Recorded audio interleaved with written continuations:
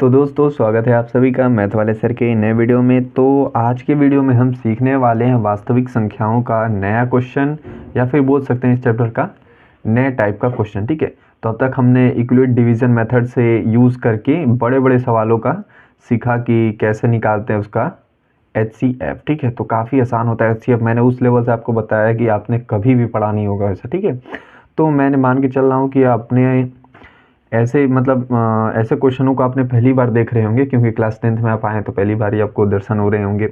तो इसलिए मैं बिल्कुल आपको जीरो लेवल से समझाता हूँ कि कोई क्वेश्चन आपका छूट ना जाए। ठीक है, तो प्लेलिस्ट बनी हुई है आपका, इसी वीडियो के डिस्क्रिप्शन में आपको रियल नंबर या फिर वास्तविक संख्या करके प्लेलिस्ट मिल जाएगी। वहाँ पे जाएंगे तो इस चैप्टर से रिलेटेड क्लास 10 का जो ये चैप्टर है उसमें आपको सारे क्वेश्चन मिल जाएंगे, सारे टाइप के क्वेश्चन मिल जाएंगे। ठीक है, तो वीडियो को स्टार्ट करते हैं और क्वेश्चन को सबसे पहले समझेंगे, फिर मैं उसको समझाऊंगा कि कैसे उसको सॉल्व करेंगे, फिर सॉल्यूशन की तरफ चलेंगे। तो चलिए स्टार्ट करते हैं। तो यहाँ पे आप देख सकते हैं, सबसे पहले क्वेश्चन नंबर पढ़ लेते हैं। क्वेश्चन नंबर 3 है ये। इससे पहले हमने 2 क्वेश्चन कर रखे हैं।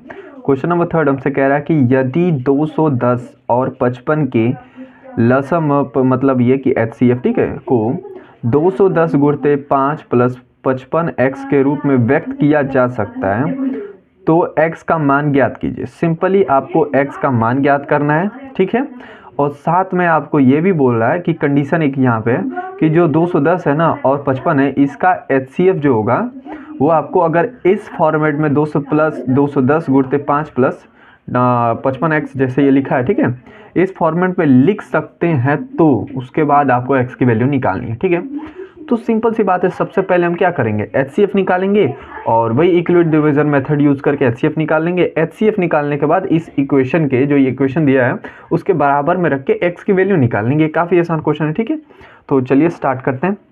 सबसे पहले हम इक्विवेलेंट डिवीजन मेथड के अंदर यूज़ करते थे जब डिस टेक्निक्स को, उससे पहले मैंने आपको बताया था कि हमेशा घबराइएगा मत। सबसे पहले देखिएगा इस मेथड का यूज़ करते समय 2 संख्या गिवन होती है।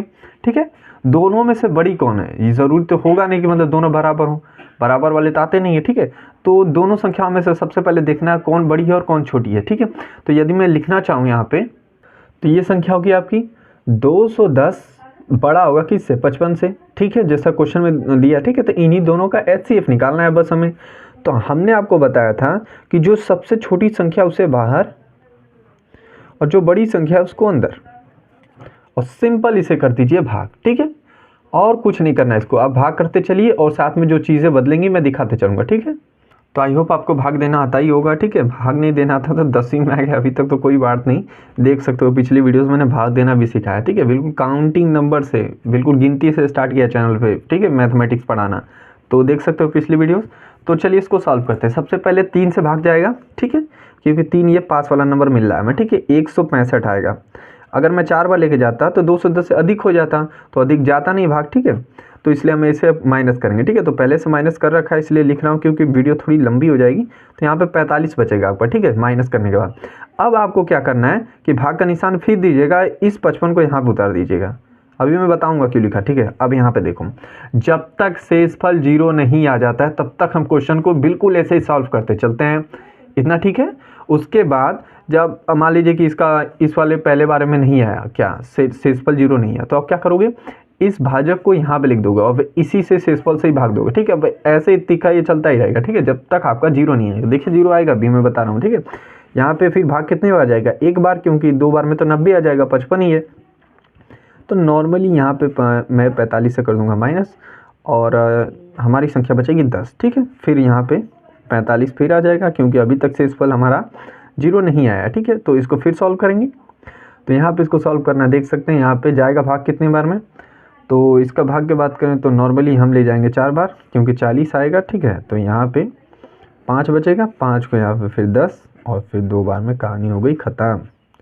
ये आ गया आपका 0। ठीक है, अब मैंने आपको बताया कब तक चलना है इस तरह, जब तक 0 ना आ जाए। क्या 0 ना आ जाए, शेषफल। अब 5 जो हो जाएगा, आखिरी भाजक जो होता है ना, वो आपका HCF होता है। तो यहाँ पे हम लिख सकते हैं HCF ऑफ, यहाँ पर लिखेंगे HCF of 210, 55 is equal to कितना हो जाएगा आपका, ये आखिरी वाली संख्या होती है 5। ठीक है, ये आपका आ गया HCF इस मेथड का उपयोग करके, ठीक है। अब आगे ध्यान से देखो अब क्या करना है, ठीक है।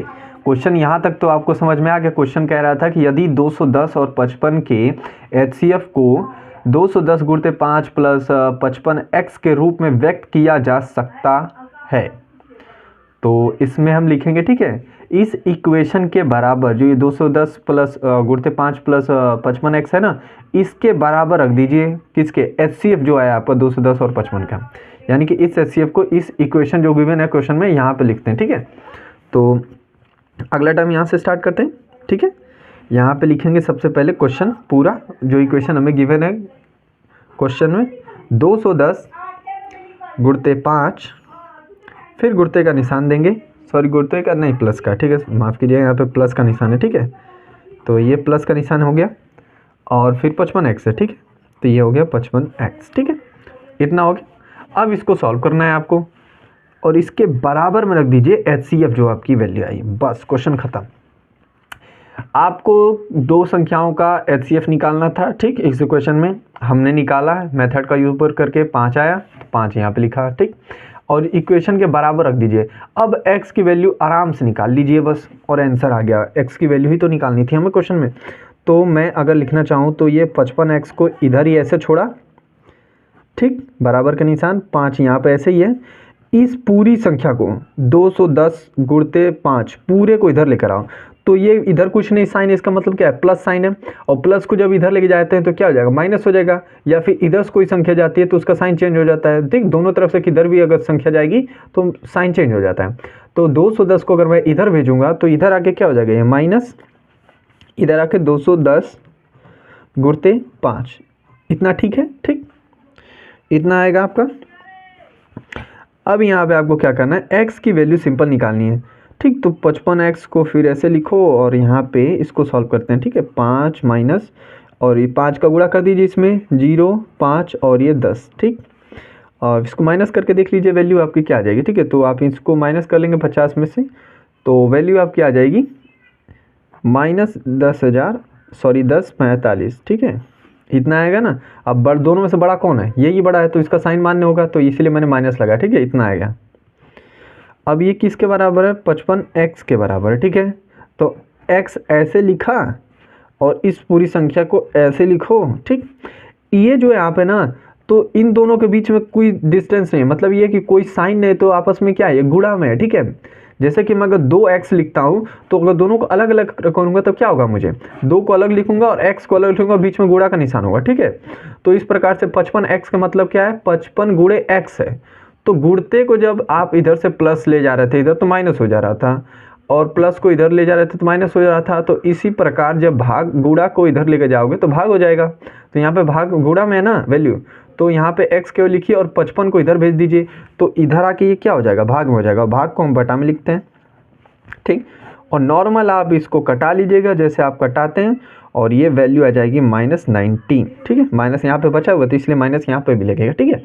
तो ये हो गया x की वैल्यू, और ये आ गया आंसर आपका, ठीक है। क्वेश्चन यहाँ पे खत्म। आई होप आपको समझ में आया होगा कि ऐसे क्वेश्चनों को कैसे करते हैं, काफ़ी आसान होता है ऐसे क्वेश्चन करना। तो मिलते हैं अगले वीडियो में, तब तक के लिए पढ़ते रहिए।